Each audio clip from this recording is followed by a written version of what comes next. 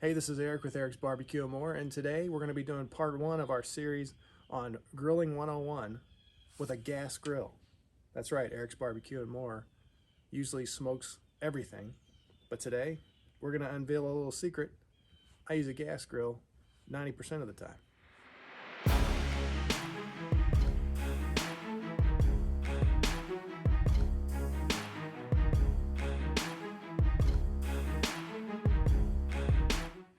So for those of you all looking for your first gas grill, I recommend these Weber Genesis series, the older ones that have the burners on the right side versus the ones across the front.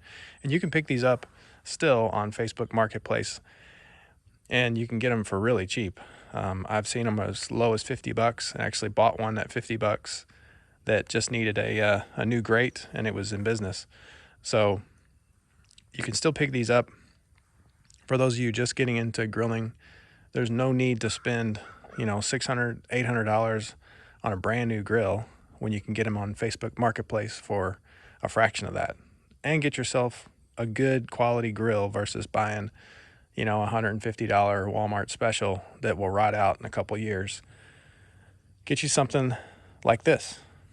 Weber, I think, is really good as far as like having a nice even cooking grate. Hot spots are a lot less in a grill like this one. And if you keep them clean and maintained, they will last you forever. All right, so prepping our chicken for the cook. I'm just using an old or almost empty can of this pork barrel barbecue. I believe I got this at Academy. And what I like to do with chicken is season it with any kind of rub. This one has poultry listed. If it has poultry listed, you know it's going to be a good rub for anything like chicken, turkey. So coat with, regardless of what kind of chicken you're going to do, coat it with a good rub first, cook it, and then put your barbecue sauce on there if that's the way you like to go. And that'll give you a nice good seasoning on whatever it is you're cooking. So for this, we're going to be using this. And the prep on chicken is very easy as long as your chicken cuts are relatively thin, like these are. Sometimes you will have situations where your chicken is huge, really thick cuts. And in that situation, you want to slice that chicken in half so that you have two smaller cuts.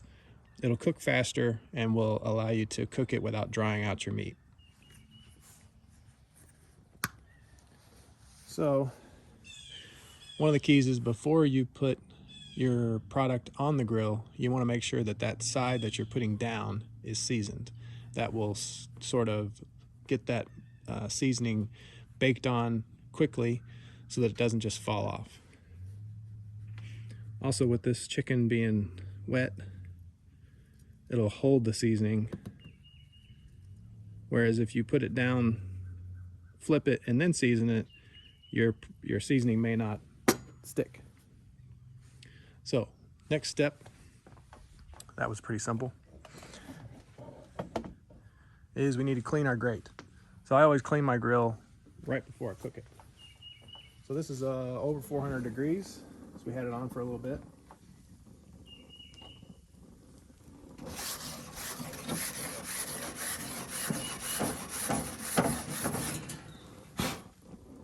Looks like I got a little piece of the last cook in there that's cooking off.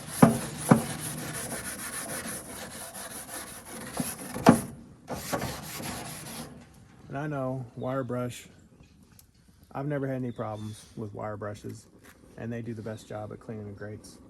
This one's a pretty decent brand. Brush Hog has a replaceable tip, but anyway,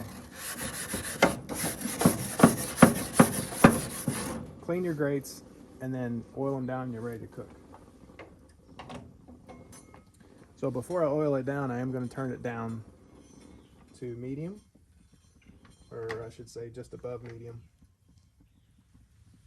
Let me show you that. So my dial is pretty much vertical on all three zones. Just going to keep it right in the middle. This is technically the middle, so it's one notch above middle.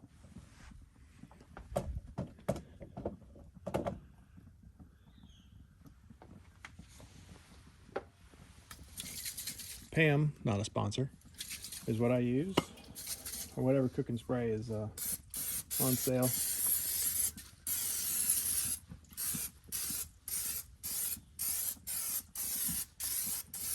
Just want your grates to be nice and coated, and that'll help prevent sticking.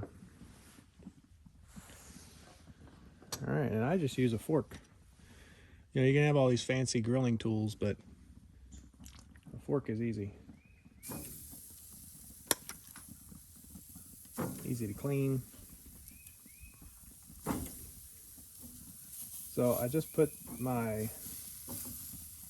seasoned side down. I'm gonna go ahead and season the top side.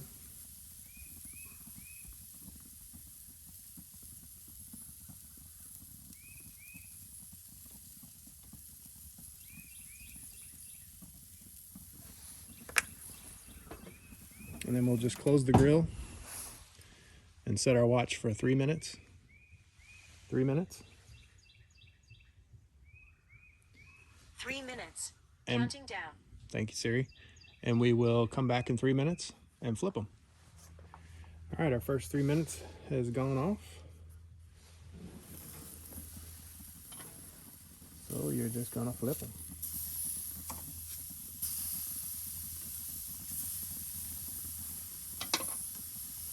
And set a timer for another 3 minutes. All right, so while we're waiting for our next 3 minutes, one of the things that I highly recommend that you get is a good Thermapen. These are from ThermoWorks, and you can pick up, this is the MK4, no longer available. Now they have the Thermapen 1. Not a sponsor, by the way, but this is by far one of the most used tools that I have in my arsenal. As you can see, any way you rotate it, it always rotates the temperature up.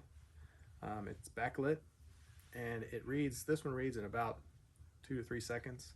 So if you have a whole grill worth of food you're trying to check temps on, and it's 44 degrees like it is today, you can quickly check each of your pieces and ensure that you're at that 160 mark before you pull your chicken off. Highly recommend this. Now, you can pick these up. They'll have them on sale. Usually around the holidays is the best time, but they are worth every penny, in my opinion. Also, these are weatherproof. If you accidentally leave this outside and it gets wet, it's not going to hurt it. So that is another great feature. I've had this one for probably 3 or 4 years now, and it's great. All right, it's been 3 minutes, so we are going to turn it again. Now, if you have a grill that has a lot of hot spots, you can rotate these around a little bit. Maybe they're ordered a little differently. Like this one had a little more char, so it's a little hotter up here. So you can kind of rotate things around a little bit. And just set your watch for another 3 minutes. Another tool is a good sharp boning knife. I bought this off Amazon. Super sharp, and this is what you need if you have a really thick chicken fillet. You can put it on a cutting board, lay your hand flat, and then run this to cut it long ways. But a good sharp knife is always important to have, and this is a very inexpensive one.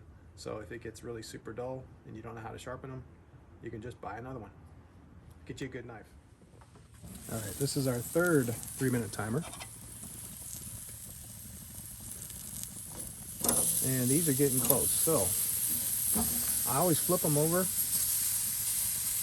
before I check them. And what that does is it puts the cooler side up, or the cooler side down. So if I probe in too far, I'm actually going to be reading the cooler part. So you want to find the thicker part of the chicken and push down so you can see closer to the bottom. It was around 127. Push down slower. That one's about the same. And that one's closer, 140-ish. So this one's going to come off first. So we want to set our timer for only 2 minutes this time. so we don't overdo that back one. So what we like to do is I do a lot of food prep for during the work week with chicken. I will make up 4 chicken breasts and cut and have those in Tupperware containers with a vegetable, and that'll be my lunches for the week. Not only does it save you money, but it also kind of helps you a little bit on the shape. Keeps you from going to McDonald's. So I do food prep every Sunday. I'll cook at least 4 chickens. If they're the super thick ones, I'll slice them long ways, and I'll have probably 3 will make enough for 5 days for the week. Also, we will do prep for if we have salads for the week. Make all the chickens on Sunday. So at any given time, I can have 10 chicken breasts on this cooking at the same time, which makes it to where you want to be checking them more frequently because you'll have different thicknesses of chicken. These are all pretty much the same thickness, and after the next 3 minutes, we'll start using the Thermapen and seeing what our internal temps are. The key to chicken is pull it at 160. It'll carry over to that 165, and it'll keep that chicken breast moist. If you go over the 165, it'll carry over up to 170, and you'll dry out your chicken breast. And those of you cooking with Weber grills, the ambient temp on mine, I like to keep around 300. Some of these aren't very accurate on some grills, but this one is pretty consistent. I also, so that I could keep it around that 300, I've turned my knobs down to just at the halfway point. So just something to keep in mind. All right, our 2-minute timer is up. So again, we're gonna flip them first.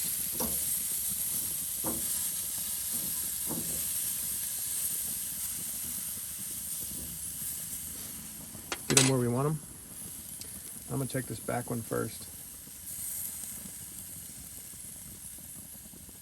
158, so it is really close. I'll probably just do a minute more. 150 on that one.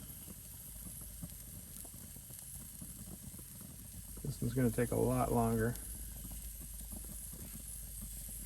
You can see as I probe in, just watching that temp read, I'm pushing down to get it to go down to the bottom and then back up on temp, and then you'll know if you've got the right, and you're in the right spot. 1 minute this time. All right, 1 minute has passed. Again, we're gonna turn them and then read them.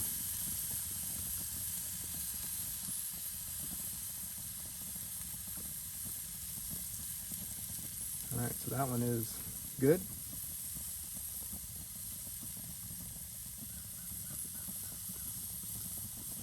That one's close.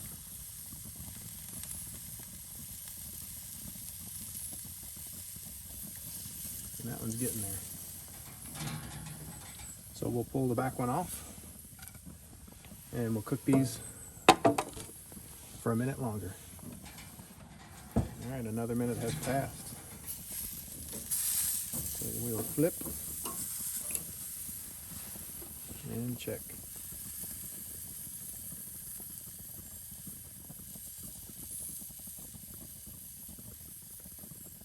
That one's close, and that one is done. We'll pull this one off, and we'll just give this one another minute.